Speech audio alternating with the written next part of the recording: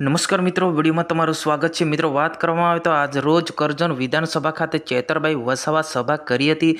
ભારે સંખ્યામાં એમને રેલી કરવામાં આવી હતી। કરજણ વિધાનસભાના યુવાઓને યુવતો તેમજ અન્ય લોકોને પણ ત્યાં જાણકારી આપી હતી કે આપણને આ રીતના છેતરપિંડી કરવામાં આવે છે, એ બધી જ એમને જાણકારી આપી હતી। કરજણ વિધાનસભાના લોકોને ઘણી બધી સમજણ આપી હતી। કરજણ વિધાનસભાના જે લોકો છે એ પણ ચેતરભાઈ વસાવાને ખૂબ સપોર્ટ કરી રહ્યા છે। ત્યારે આવનારી 2024ની લોકસભાની જે ચૂંટણી છે ચેતરભાઈ વસાવા લડવાના છે। જ્યાં મિત્રો વાત કરવામાં આવે તો ભારી સંખ્યામાં એમની રેલી પણ કરવામાં આવી હતી અને જાણકારી આપી હતી કે યુવાઓ યુવતીઓ તેમજ ઘણા બધા લોકો અન્ય સમાજના લોકોને પણ જાણકારી આપી હતી। જ્યાં મિત્રો એમ જોવા જઈએ તો ગુજરાતમાં આખા ગુજરાતમાં ચર્ચામાં જામ્યા છે કે ભરૂચ લોકસભા બેઠક પર કે ચેતરભાઈ વસાવા એક આદિવાસી સમાજના એક નેતા તરીકે જાણીતા છે અને ભારી સંખ્યામાં એમને હાહાર મચાવી દીધો છે। જ્યાં મિત્રો એમની પાછળ ઘણા બધા લોકો પણ ચિંતામાં પડી ગયા છે કે ભાઈ ચેતરભાઈ વસાવા આટલી ઉંમરમાં શું આ સાંસદ બની શકે છે, એ પણ ચર્ચા જામ્યા છે। મિત્રો, ઘણા બધા લોકો એવું પણ કહી રહ્યા છે કે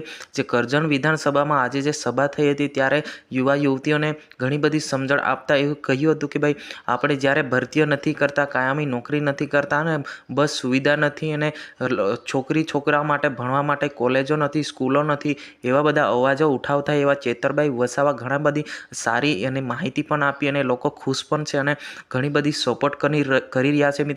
મિત્રો તમે કઈ પાર્ટીને સપોર્ટ કરો છો એ કોમેન્ટ બોક્સમાં અવશ્ય જણાવજો। મિત્રો, આપણે ગુજરાતના ભારતના લગાતાર લાઈવ વિડીયો બતાવતા હોય છે। મિત્રો વાત કરવામાં આવે તો 2024ની જે ચૂંટણી છે એ ચેતરભાઈ વસાવા ઘણી બધી લીડથી જીતી શકે છે એવું પણ લોકો કહી રહ્યા છે। એક બાજુ જોવાય તો હાલના સાંસદ મનસુખભાઈ વસાવા હાહાર મચાવી દીધો છે કે સરકારની આખી નજર છે ભરૂચ લોકસભા બેઠક પર, કેમ કે આખા ગુજરાતમાં લોકો ચિંતામાં પડી ગયા છે કે ભાઈ આ ભરૂચ લોકસભા જે બેઠક છે કેમ આટલું બધું હાહાર મચાવી દીધું, કે એના પર જ કેમ લોકોની જો નજર છે કે શું આટલું બધું મહત્ત્વનું હોય છે, એ તમે કોમેન્ટ બોક્સમાં જણાવજો। મિત્રો, પણ વાત કરવામાં આવે તો ચેતરભાઈ વસાવા ઘણી બધી લીડથી જીતી શકે એવું પણ લોકો કહી રહ્યા છે। પરંતુ મિત્રો આ ચૂંટણી છે, ચૂંટણીમાં કંઈ પણ થઈ શકે છે, આપણે કહી નથી શકતા।